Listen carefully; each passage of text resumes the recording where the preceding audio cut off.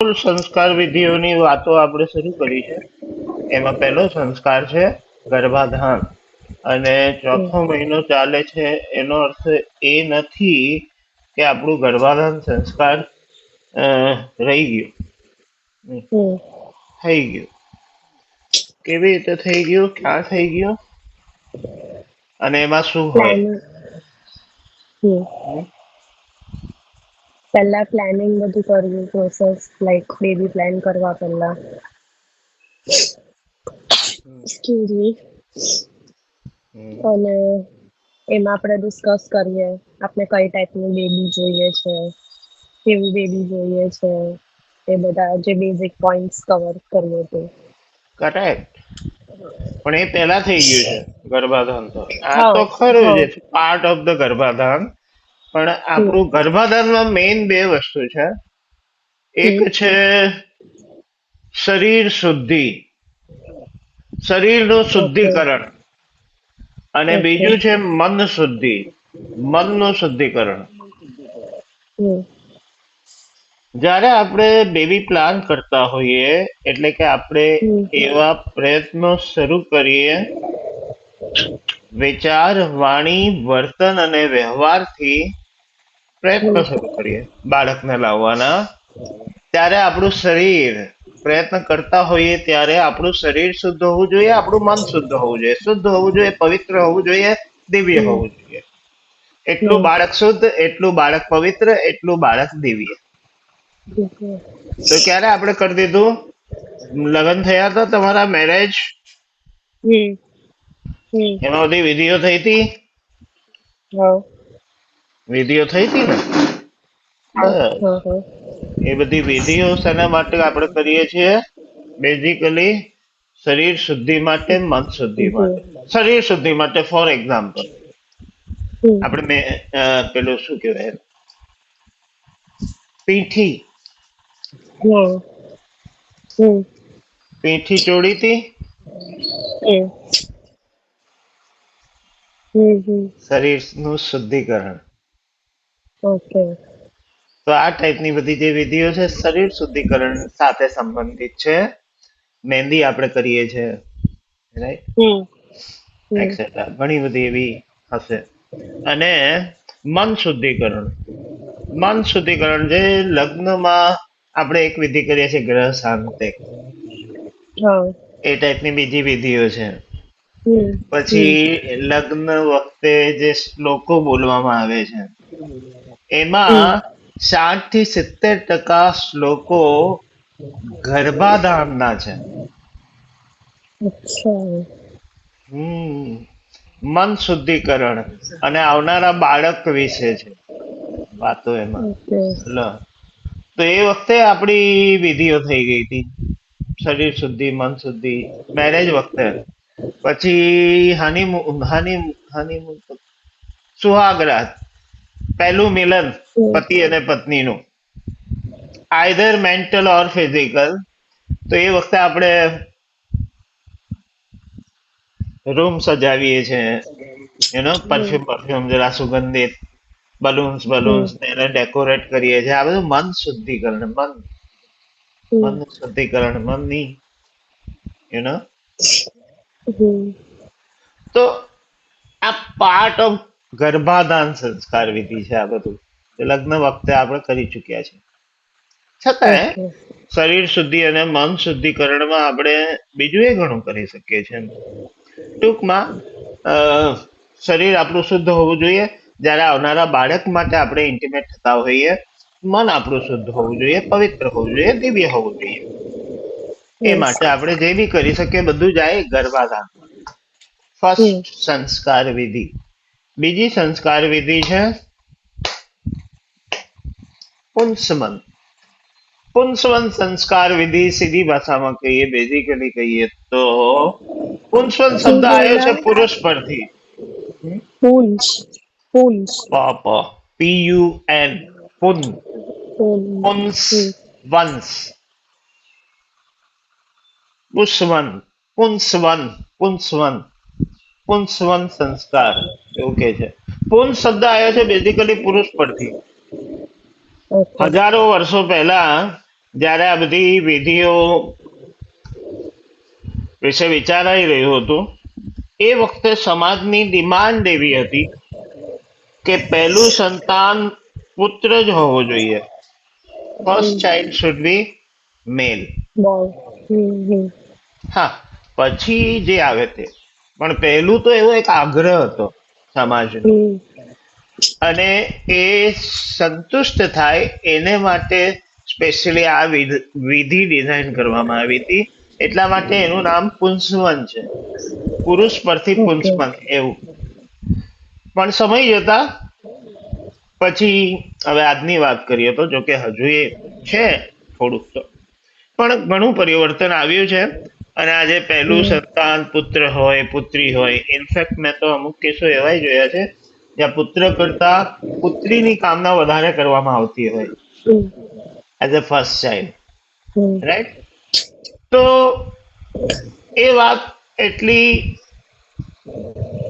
સાંપ્રત નથી રહી હવે કે પુરુષ હશે કે સ્ત્રી હશે પહેલું સંતાન, પણ પુંસવનમાં જે વિધિઓ બતાવવામાં આવી છે એ મહત્વની છે, એ આજે રિલેવન્ટ છે, મહત્વની છે, ઉપયોગી છે. તો એ બધી વિધિઓને આપણે ફોલો કરશું. તો આ 9 મહિનામાં જે બી આપણે કરશું, જે બી એક્ટિવિટીઓ કરશું, ઇન્સ્પાયર્ડ બાય પુંસવન સંસ્કાર વિધિ.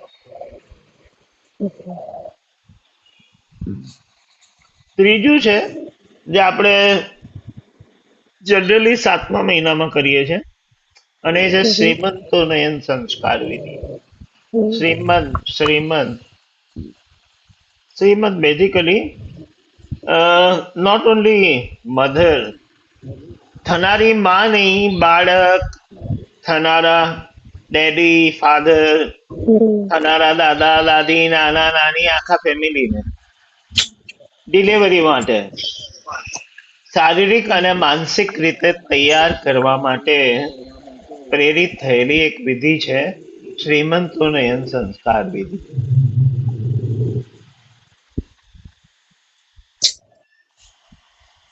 બધાને એલર્ટ કરે છે કે ચલો હવે ટાઈમ નજીક આવી રહ્યો છે, હવે ફિઝિકલી સ્ટ્રોંગ થઈ જાઓ, મેન્ટલી બધાને સ્ટ્રોંગ થવાની જરૂર, નોટ ઓનલી મધર, કારણ કે છોકરું તો બધાને થકવશે, દાદાને થકવશે, દાદીને થકવશે, તો બધાને માટે એક ગ્રીન સિગ્નલ છે કે હવે આવી રહ્યું છે ભાઈ. અને મધર માટે તો છે જ મેન્ટલી પ્રિપેરેશન, અને ઓબ્વિયસલી આવનારા બાળક માટે. તો એને માટે બેઝિકલી આ શ્રીમંતોનયન સંસ્કાર, જાત કર્મ સંસ્કાર વિધિ પછીની સંસ્કાર વિધિ છે. જાત કર્મ સંસ્કાર વિધિ એ બાળકનો જન્મ થાય એટલે તરત જ કરવાની વિધિ. જાત કર્મ. જાત જાત મારી જાત એવું કહીએ ને, જાત કર્મ, જાત કર્મ સંસ્કાર વિધિ. આ ગર્ભાવસ્થા દરમિયાન મૂત્ર દોષ, રક્ત દોષ, આ બધા દોષોમાંથી જીવ પસાર થયો હોય એના શુદ્ધિકરણ માટે છે. પણ એ કરવાની ક્યારે છે? ડિલિવરી થાય એવી તરત જ, ઇમિડિયેટલી, ગર્ભનાળ કાપ્યા પહેલા કરવાની વિધિ છે. નાની સરખી વિધિ છે. એ બધી વિધિઓની વાતો કરશું જ્યારે રાઈટ ટાઈમ પર, ડિલિવરીની આગળ આગળ આપણે કરશું. તો એક જાત કર્મ આવે છે, ત્યાર પછી નામકરણ, એઝ વી નો. નામકરણ એટલે નામ પાડવા માટેની જે સંસ્કાર વિધિ આપણે કરીએ છીએ. પછી આવે છે નિષ્ક્રમણ. નિષ્ક્રમણ સંસ્કાર વિધિ એટલે ડિલિવરી પછી માં અને બેબી શરૂઆતમાં તો ઘરમાં જ હોય છે, બહાર નથી નીકળતા. હા, એટલે ઇમરજન્સી હોય અને ડોક્ટરને બતાવવા કે એમ તેમ જવું પડે, અલગ વસ્તુ છે. ઘર બદલવા જઈએ અલગ વસ્તુ છે, પણ જનરલી અંડર પ્રોટેક્શન આપણે હોઈએ છીએ, ઘરમાં હોઈએ છીએ, એક રૂમમાં હોઈએ છીએ. એ જમાનામાં તો અંધારી કોટડીમાં રાખવામાં આવતી હતી ગર્ભવતી મહિલાને. ખાવાનું એને ત્યાં જ પહોંચાડવામાં આવતું હતું, અને બહાર આવવાની એને પરમિશન નહોતી. તો પહેલી વખત જ્યારે ઓફિશિયલી રૂમની બહાર પોતાના બેબી સાથે ઘરની બહાર આવે, ઓફિશિયલી જ્યારે આપણે પહેલી વખત બેબીને દુનિયા બતાવીએ, બહાર આવીએ, તો એ ત્યારે જે કરવાની વિધિ છે એને નિષ્ક્રમણ સંસ્કાર વિધિ કહેવાય. નિષ્ક્રમણ. પછી છે અન્નપ્રાશન. અન્નપ્રાશન એટલે 6 મહિના તો બેબી માના દૂધ પર રહેશે. આપણે પાણી બહારનું ખાવાનું કશું એને આપતા નથી. 5 મહિના પછી, 5.5 મહિના પછી, 6 મહિના પછી ડોક્ટરને એવું લાગે કે હવે એને બહારનું ખોરાક, માનું દૂધ ઓછું પડી રહ્યું છે અને વધારે ફૂડની જરૂર છે, વધારે એનર્જીની જરૂર છે, તો આફ્ટર પરમિશન ઓફ ડોક્ટર આપણે બહારથી એને ખાવાની શરૂઆત કરાવીએ. ત્યારે કરવાની સંસ્કાર વિધિ છે જેને આપણે કહીએ છીએ અન્નપ્રાશન સંસ્કાર વિધિ. છે એક નાનકડી વિધિ, બધા અલગ અલગ રીતે જો કે આ બધી વિધિઓ કરતા હોય છે. અન્નપૂર્ણા દેવી ના શ્લોકો ને એની પૂજા, અન્નપૂર્ણા દેવીની આરતી ને એવું તેવું કરીને. ઓકે, એની વાતો કરશું આપણે. ભાઈ, હવે જે બધી વિધિઓ છે તે પ્રાસંગિક નથી રહી એટલી. એ સમયના અનુસંધાનમાં વાત કરીએ. ક્યાંક ફોલો કરવામાં આવે છે, ક્યાંક તો ખબર નથી હોતી લોકોને, અને ક્યાંક ડાયરેક્ટ આપણે એનો અમલ કરીએ છીએ, નથી કરતા, લગભગ ઇનડાયરેક્ટલી કરતા હોઈશું એવું છે. પણ એ છે ચૂડાકર્મ. એક છે ચૂડાકર્મ સંસ્કાર વિધિ. કર્ણવેદ આઈ થિંક જે કાન આપણે વિંધીએ છીએ ત્યારે એક સંસ્કાર વિધિ જે કરવાની હોય છે.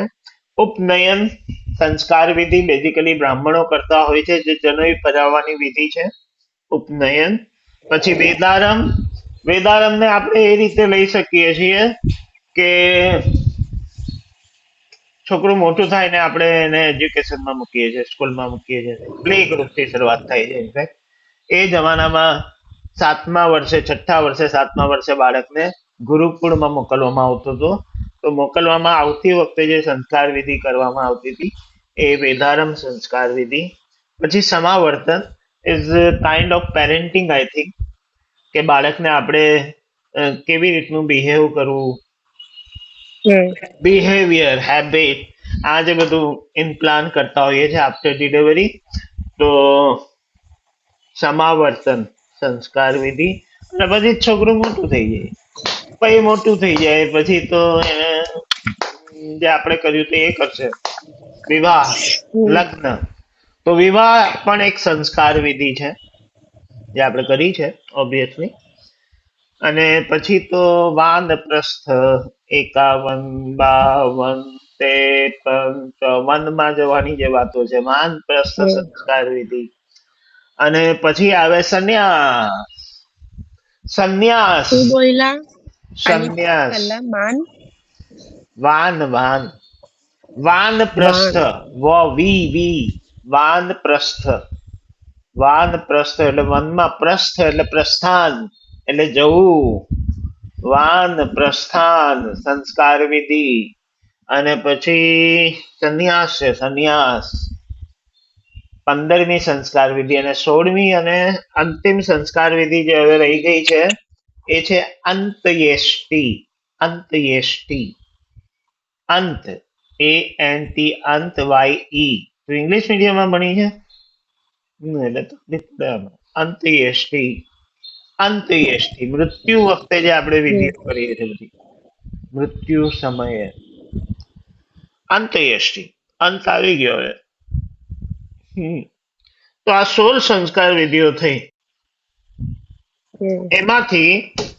એમાંથી ઇમ્પોર્ટન્ટ આપણે માટે એ છે ગર્ભાધાન, પુંસવન, શ્રીમંત, જાતકર્મ, નામકર્મણ, નિષ્ક્રમણ અને અન્નપ્રાશન. તો આ 7 સંસ્કાર વિધિઓ થઈ, ગર્ભાધાન થી લઈને અન્નપ્રાશન સુધી. એનું આખું પેકેજ, હોલ પેકેજ ને આપણે કહીએ છીએ ગર્ભ સંસ્કાર. ગર્ભ સંસ્કારમાં બધું જ થવું જરૂરી છે, અથવા કરવું જોઈએ. જરૂરી ના કહીએ, કરવું જોઈએ. કરીએ તો સારું છે. તો આ બધી કરશું આપણે વાતો. શ્રીમંત નયન સંસ્કાર વિધિની વાત આપણે શ્રીમંત તારું હશે પ્લાન એની આગળ આગળ કરશું હમ થોડી વાતો. વિધિની વાતો નથી કરવી કારણ કે વિધિ બધાની પોતપોતાની રીતે હોય, પણ એની પાછળનો જે ભાવ છે, પર્પસ છે, પર્પસ, ઇમોશન છે, એની વાતો કરશું. એ જ રીતે વાતો કરશું. ડિલિવરીની આગળ આગળ કરશું. જાત કર્મની વાત કરશું. નામકરણની વાત કરશું. નિષ્કર્મની કરશું. અન્નપ્રાશનની કરશું. હમ તો આ થઈ ગયો સીધો સાદો અને ટૂંકો જવાબ ગર્ભ સંસ્કાર એટલે શું નો. હમ હજુ વિચારી શકીએ ગર્ભ સંસ્કાર એટલે શું માં ઘણું બધું. હમ લગભગ 9.5 મહિનાની આ જર્ની છે આપણી, ખબર છે? હમ ક્યારેક 10 મહિના થતા હોય છે. હા. 40 વીક્સ, 280 દિવસની આ જર્ની છે આમ જોઈએ તો. હમ પછી થશે ડિલિવરી. ડિલિવરીના ટાઈમે આમ આપણે વિચારીએ એવું, તો એવો વિચાર આવે કે at the time of delivery માણસનું બચ્ચું એટલે આપણું delivery, at the time of delivery, જ્યારે હમ બહાર આવે છે ડિલિવરી, દુનિયામાં જ્યારે આવે છે એ વખતની હમ વાત કરું છું, એ સિચ્યુએશનની વાત. હમ એ સમયે માણસનું બચ્ચું compare to other living element, I think સૌથી નાજુક, ડેલિકેટ સ્થિતિમાં હોય છે. હમ બાકી બીજા બધા આપણે જોઈએ, બીજા બધા કોઈની જોઈ છે ડિલિવરી તો? ચાલ આપણે જોઈએ એક ડિલિવરી તને બતાવો, એના પરથી આ પોઈન્ટ હું શું કહેવા માંગુ છું એનો તને આઈડિયા આવશે કે હમ માણસનું બચ્ચું કેમ ડિલિવરી ટાઈમે એટલું ડેલિકેટ અને બીજા બધા કેમ નહીં. નથી હોતા, ઓબ્વિયસલી નથી હોતા એ. ચાલ આ જોઈએ. તો યુકે લંડન ચાલ્યું જશે આપણું, ક્યાં ગયું નામ તારું? આવ્યું છે. ચાલ. આ વિડીયો જો પછી આપણે વાત કરીએ. હમ જોવાઈ જાય એટલે મને કે. હમ તારા વોટ્સઅપ પર નાખ્યો મેં જો. હા હા. આ બ્લુ ટિક ના થઈ એટલે પૂછું. ના, એ બંધ છે મારી. ઓકે.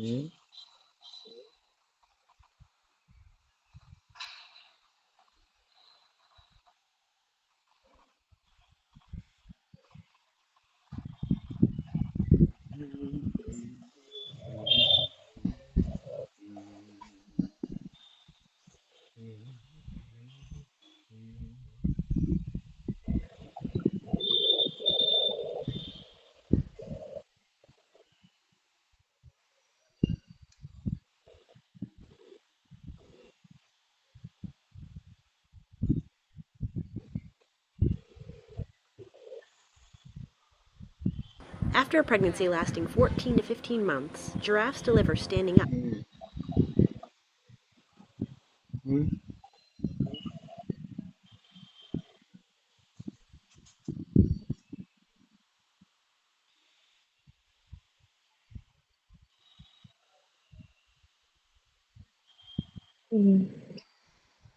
જોયું? હા, જોયું. તો જીરાફની ડિલિવરી આપણે જોઈ લો.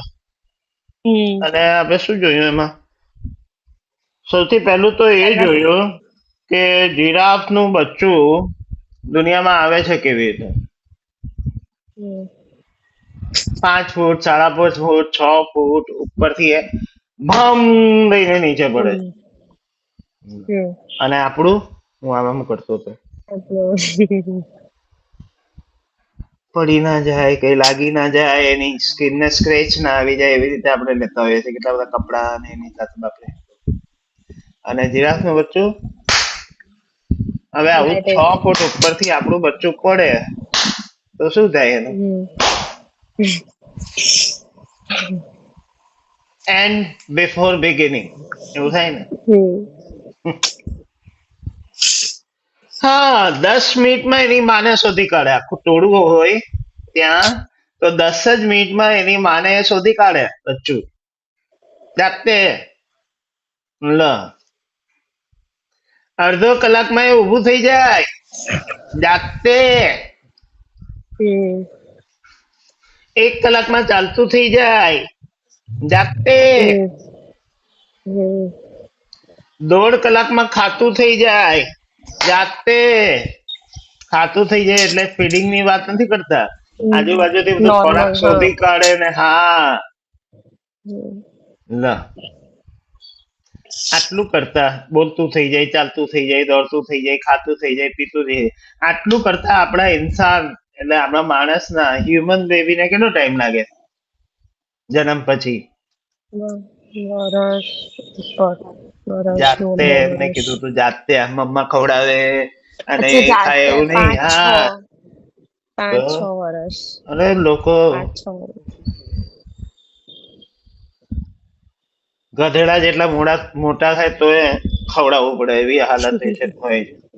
લ હમ તો હમ, બધાનું જોઈ લો તમે. માણસનું બચ્ચું ડેલિકેટ એટલે મેં કહ્યું at the time of birth ની વાત કરું છું. હમ જન્મ. અને જો આ જીરાફ નું આપણે જોયું ને 1.5 કલાક, 2 કલાક, 2.5 કલાક, 3 કલાકમાં તો બધું કરતું થઈ જાય, બધું ખાતું પીતું ચાલતું દોડતું. પણ પછી પછી એ લાઈફ ટાઈમ નવું શું કરે છે? નવું શું કરે? નવું આજ કરતું રહે ને, ચાલતું રહે, હમ દોડતું રહે, ખાતું રહે, પીતું રહે કે બીજું કઈ કરે? માણસનું બચ્ચું ભલે જન્મ સમયે એકદમ પરવશ છે, હમ ડેલિકેટ છે, કઈ નથી એને આવડતું. આ બધું શીખતા એને વર્ષ થઈ જાય છે, 2 વર્ષ થઈ જાય છે, 4 વર્ષ થઈ જાય છે, 5 વર્ષ થઈ જાય, પણ પછી આખી લાઈફ નવું જંગલ નવું ટુ શીખ્યા કરે. મંગલ દુનિયાને પહોંચાડવાની ક્ષમતા. તો આ વેલ્યુએટ થાય છે ને. અને ક્યારે થાય છે? During pregnancy. હમ માણસ ગર્ભ સંસ્કાર કરે છે ને, બીજા પ્રાણીઓ ક્યાં હમ કરે? કરે? કરતા હશે? I don't think. કરતા હોય તો એમાં કંઈક ને કંઈક તો વેલ્યુ એડ થતી રહે ને. એ તો વર્ષોથી આનું આ જ ચાલે છે ને એમનું તો. હમ જન્મ લે છે જીરાફનું બચ્ચું 50 વર્ષ પહેલા એવી જ રીતે કરતું હતું. જન્મ લેતું હતું ને 2 કલાકમાં ઊભું ચાલતું દોડતું પીતું થઈ જતું હતું. પછી આખી જિંદગી એ જ કરતું. આજે એ જ કરે છે, કઈ ફરક નથી. માણસનું બચ્ચું પેલા જંગલમાં હતું, આદમ ઈવ પાંદડા ખાતા હતા, પાંદડા પહેરતા હતા, કશું નહોતું. પણ આજે આ ક્યાંથી આવ્યું? હમ value addition Revolution. During pregnancy. તો એનો શું પ્રૂફ છે? ઓફકોર્સ પ્રૂફ, ઓફકોર્સ પ્રૂફ છે. અને એ મળશે આપણને એનો જવાબ in question number 2. Why? Why ગર્ભ સંસ્કાર શા માટે જરૂરી છે? કરશું એની વાતો. It's very interesting base on scientific research. અને સાયન્ટિફિક રિસર્ચ તો આજે થઈ રહ્યા છે. આપણા દેશ પર we proud on our country because of, કારણ કે હજારો વર્ષ પહેલા આપણા પૂર્વજો ઓલરેડી એ જ વાતો કહી ચૂક્યા છે. ચરક સંહિતા જેમાં ગર્ભ સંસ્કારનો ઉલ્લેખ છે, એવા પુસ્તકોમાં લિખિત છે. આ વાતો હજારો વર્ષ પહેલા લખાઈ ચૂકી છે, જે આજનું વિજ્ઞાન હવે એક પછી એક એને સાબિત કરી રહ્યું છે, પ્રમાણિત કરી રહ્યું છે. તો એમાં આપણને એક જવાબ આ મળે છે કે ગર્ભ સંસ્કાર શા માટે જરૂરી છે. તો કરશું એની વાતો. ઇન્ટરેસ્ટિંગ વાતો છે, સાયન્ટિફિક રિસર્ચને આધારે થયેલી વાતો છે, મજા આવે એવી વાતો છે, જાણવું જોઈએ એવી વાતો છે, આપણને ખબર હોવી જોઈએ. ગર્ભ સંસ્કારની એક ઇન્ટરેસ્ટિંગ વાત એ છે, મને દર વખતે, મતલબ 10 વર્ષથી કામ કરું છું, સવારથી રાત એકની એક જ રેકોર્ડ વાગતી રહે છે, ફરતી રહે છે પાછી, પણ હજુ ઘસાઈ નથી. એમ સ્ટીલ હમ. મને પોતાને બહુ ઇન્ટરેસ્ટ છે. વાત બોર નથી થઈ જતો કે એકની એક વાત ગર્ભ સંસ્કાર એટલે શું, શા માટે, અમારે કેટલી વખત 50 હમ. વખત કરવાની, 100 વખત કરવાની, 500 વખત કરવાની, એ દર વખતે હોય છે કંઈક ને કંઈક નવું. નંબર 1. હમ. અને નંબર 2 ઇઝ વેરી ઇન્ટરેસ્ટિંગ કે આપણે જ્યારે જન્મ લીધો તો ત્યારના શું અનુભવો, વોટ ઇઝ ધ પ્રોસેસ, યાદ નથી આપણને, ખબર નહીં. દરેક બાળક પોતાના પેરેન્ટ્સ, પોતાની માને, પોતાના બાપને પૂછતો હોય છે, બાળક પૂછતું હોય છે, ફોર શ્યોર પૂછતું હોય છે કે મમ્મા, પપ્પા હું ક્યાંથી આવ્યો, કેવી રીતે આવ્યો, હમ. પણ કોઈ જવાબ નથી આપતો. છેલ્લે કહી દે છે તું ભગવાનને ત્યાંથી આવ્યો, ભગવાને તને હમ. મોકલ્યો. પણ that પ્રોસેસ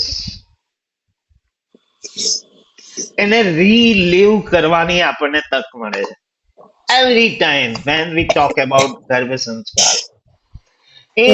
એ યાદો, એ સ્મરણો ક્યાંક ને ક્યાંક અંદર તાજા થઈ જાય છે, ઓલવેઝ. અને એ સવાલનો જવાબ મળે છે જે આપણે બચપનમાં પૂછ્યો હશે કે મમ્મી હું કેવી રીતે આવ્યો. તો ધીસ ઇઝ ધ રીત, ધીસ ઇઝ ધ પ્રોસેસ. અને એમાં આટલી બધી ઇન્ટરેસ્ટિંગ, મતલબ સાયન્ટિફિક ને આપણે always exciting to know the same thing for 1000 times. Bore નથી કરતી આ વાતો, કારણ કે આપણા અસ્તિત્વ સાથે જોડાયેલી વાતો છે. તો ઇટ્સ વેરી ઇન્ટરેસ્ટિંગ. હું તો બધાને કહું છું કે કરો ગર્ભ સંસ્કાર. ફી બી ના પૂછો, આપવી હોય તો આપજો, ના આપવું હોય તો કઈ નહીં, પણ થોડો ટાઈમ આપો ને કરો. તમે કરો, મજા આવશે. બીજું તો ફાયદા બધું છોડી દો, પણ ચાન્સ છે આ કે પોતે કેવી રીતે લાઈફ દુનિયામાં આવ્યા હતા એ આખી પ્રોસેસને ફીલ કરવાની આ એક તક છે. This is an hmm. Opportunity. બાકી તો લાઈફમાં એટલા બિઝી છીએ આપણે, સવારથી સાંજ દોડતા રહીએ છીએ, સાંજે કફન લઈને આવીએ છીએ, ખરીદીને સુઈ જઈએ છીએ, લાઈફ ચાલતી રહે છે. This is the time, pregnancy, કે જ્યારે આપણને એટલીસ્ટ ચલો બેબી આવી રહી છે, વોટ એવર, એ બધું છોડો. Emotion, father, mother, life is will going on, શું થશે શું નહીં, મારું અસ્તિત્વ કેવી રીતે બન્યું, હું કેવી રીતે બન્યો, what is the process, A feel કરું. નોટ ઓનલી નોઈંગ, જાણવું નહીં, ફીલ કરું કે હા મારું આવું થયું હશે, થયું છે. In fact always interesting. હા, ઓકે. તો ગર્ભ સંસ્કાર એટલે શું એ વિશે વાતો કરશું આપણે આવતીકાલે. નહીં, નોટ શું શું વિશે આપણે આઈ થિંક વિચાર જેટલો કરવો જોઈએ એટલો કરી લીધો છે. આગળ જરૂર પડે થતો રહેશે, તો પ્રોસેસ તો આની આ જ રહેવાની છે. કાલે આપણે હમ. વાત કરશું વાય, એટલે ગર્ભ સંસ્કાર શા માટે જરૂરી છે એની. But This is not an end. બલકે આપણે કરશું એક શરૂઆત આજથી. હમ ફર્સ્ટ એક્ટિવિટી, ગર્ભ પ્રાર્થના. ગર્ભ પ્રાર્થના એટલે આપણી અંદર ગર્ભ એટલે સિમ્પલી ડિફાઇન આપણે કરીએ તો આપણી અંદર ઉછરી રહેલું બાળક. ગર્ભ હમ ને માટે પ્રાર્થના એટલે ગર્ભ પ્રાર્થના એટલે આપણી અંદર જે બાળક ઉછરી રહ્યું છે during pregnancy even after delivery એ સ્વસ્થ રહે, સુરક્ષિત. સ્વસ્થ એટલે હેલ્ધી, સુરક્ષિત એટલે સેફ અને એ ખુશ રહે એટલે હેપી રહે અને એનો વિકાસ જે થઈ રહ્યો છે જે રીતે થવો જોઈએ થતો રહે એવી એક પ્રાર્થના આપણે કરતા રહીશું. એને આપણે કહીશું ગર્ભ પ્રાર્થના. ઓકે, ગર્ભ ચલો તો મૂકો હવે બધું સાઈડ પર.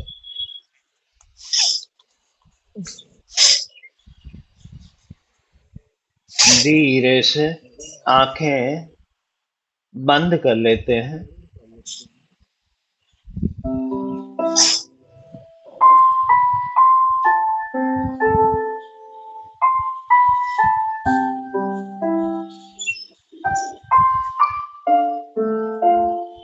आंखें होनी चाहिए बंद. ध्यान होना चाहिए स्वयं पर. ध्यान होना चाहिए भीतर पनप रहे शिशु पर.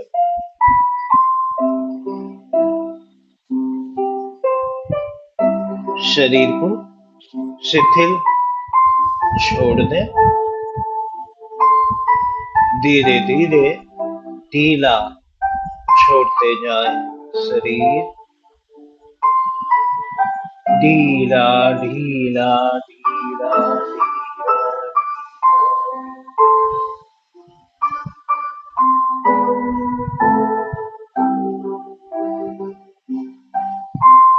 Relax relax relax relax relax.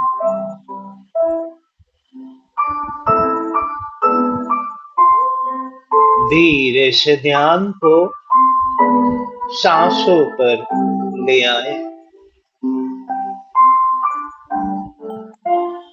सांसें अंदर जाती हुई, सांसें बाहर आती हुई. देखते रहे, महसूस करते रहे आती जाती सांसों को.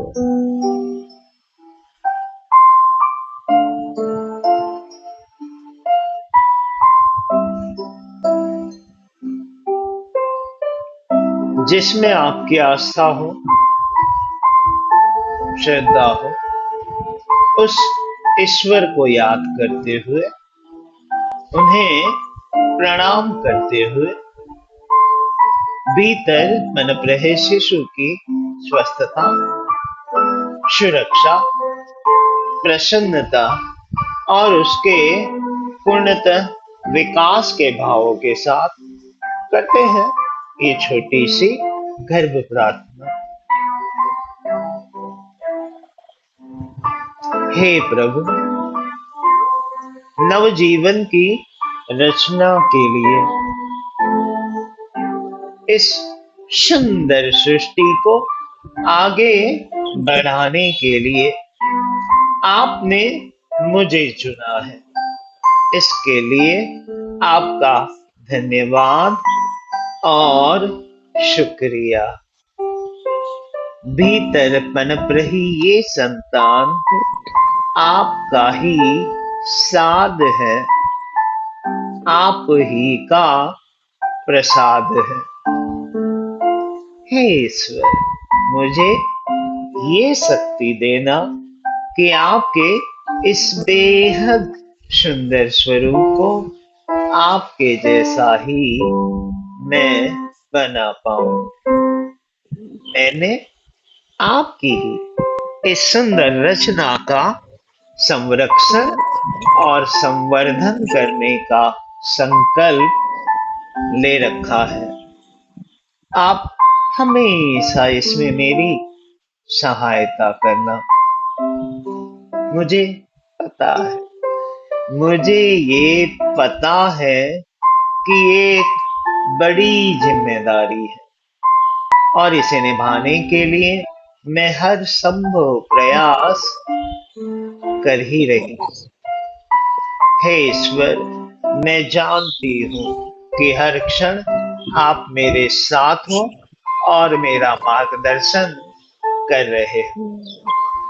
हे प्रभु, मेरे इस नन्हे प्यारे शिशु को ब्रह्म ज्ञान के तेज से पूर्ण बनाकर भेजे। हे समग्र ब्रह्मांड के देवों, हमें वीर, शूरवीर तथा सर्वगुण संपन्न संतान की प्राप्ति कराए, जो आपके बनाए इस जगत में आकर आपके ही इस जगत का कल्याण करे।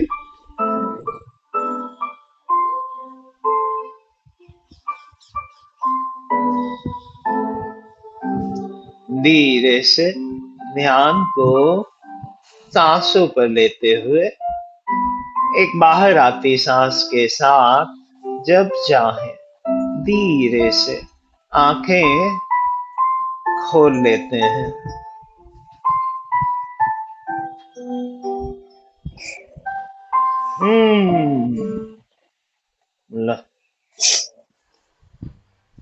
वाह, ब्यूटीफुल, वेरी नाइस। ओके, બોલો તો બીજું. આ જે પ્રાર્થના હતી ને એનું થોડુંક કાઇન્ડ ઓફ ગુજરાતીમાં મારી પાસે છે તે હું એવરીડે ડે 1 થી રીડ કરું છું. વેરી idea ગુડ, થી. વેરી નાઇસ, બહુ એટલે સરસ. તમે જે બોલાવતા હતા ને એમાં હા. Almost same Okay. વર્ડ્સ એટલે પણ ગુજરાતીમાં હતું એ. વેરી ગુડ, વેરી ગુડ, બહુ સરસ. એટલે આમ તરત કનેક્ટ થતું હતું. મેં એક બુક પણ રીડ કરી છે ગર્ભ સંસ્કારની આખી. Very nice. હા, તો એમાં બધું હતું આવી રીતે પ્રાર્થના અને આ છોકરી બધું જ. કમિટેડ છે, committed. Very good, committed to be mother. Okay, very nice. જો હું તમને બતાવું એક સેકન્ડ, અહીંયા જ છે.